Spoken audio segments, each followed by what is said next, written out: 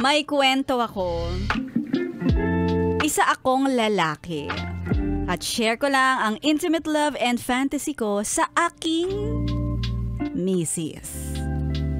Noong 1 taon pa lamang kaming kasal, mahilig na kami. Saan?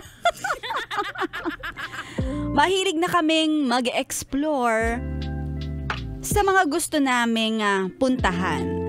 At gusto naming magkaroon ng iba't ibang memorable places sa mga lugar na pinagaganapan namin ng mga kahindik-hindik, kapanapanabik na Jurot-Jurot series. Yes. May shooting. Mahilig kaming dalawa sa adventure. At may kwento ang bawat pangalan ng aming mga anak. Ay, antaray. Yung panganay namin ay si Aurora. Dahil nagpunta kami sa Baler para magbakasyon at doon namin nabuo si Aurora. Yung pangalawa naman na anak namin ay pinangalanan namin na si Kentucky. Dahil minsan kaming inabot ng Tagkate sa Makati.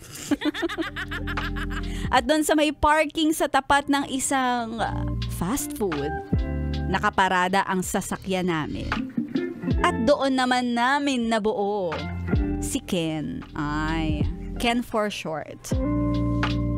Ang bunso naman namin, ipinangalan namin sa isang lugar kung saan nagdaos kami ng anniversary ng misis ko.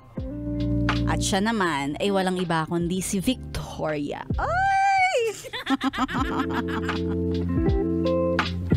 Ganyan kami ng aming misis, ng aking misis. Dahil gustong-gusto namin na maging memorable ang aming mga pinupuntahan. Siyempre, gusto namin na maaalala din namin yung mga panahon na binuon namin ang mga pinakamamahal naming mga anak.